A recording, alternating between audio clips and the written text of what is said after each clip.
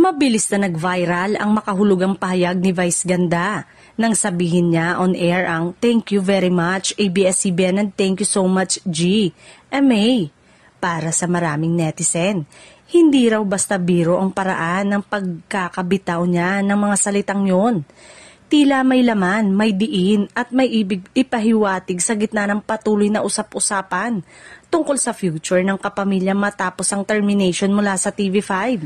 Marami tuloy ang nagtatanong kung may senyales ba itong paglipat ng programa sa GMA Network o isa lamang itong playful banter ni Vice Ganda. Maaalala ring, hindi ito ang unang pagkakataong naging sentro ng kontrobersya ang It's Showtime sa TV5.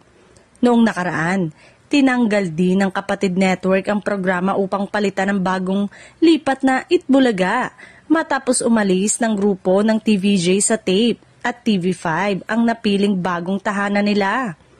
Muling nabuhay ang alaala ng mabilis na pagpapalit noon lalo na't pareho ang pattern ngayon kapag may mas malaking strategic move. Si It's Showtime ang unang naapektuhan. Dahil dito, umigting ang sentimiento ng netizen online. Marami ang nagpahayag ng pagkadismaya at galit sa TV5. Ayon sa kanila, hindi raw matatawaran ang ambag ng It's Showtime sa ratings, entertainment value at daily happiness ng mga manonood. Kaya naman para sa ilan, malaking kawalan daw para sa TV5 ang muli nitong pagbitaw sa mga programa. Marami ring nagkomento na tila hindi natututo ang TV5 sa kasaysayan, lalo na't noong nilipat nila ang timeslot ng It's Showtime. Bumaba umano ang engagement at mas nagsuffer ang daytime lineup nila.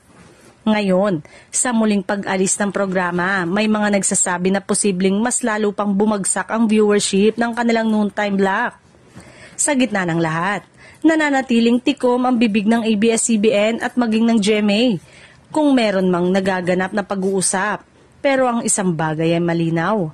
Kung saan man mapunta, tiyak na susunod ang milyong-milyong madlang people.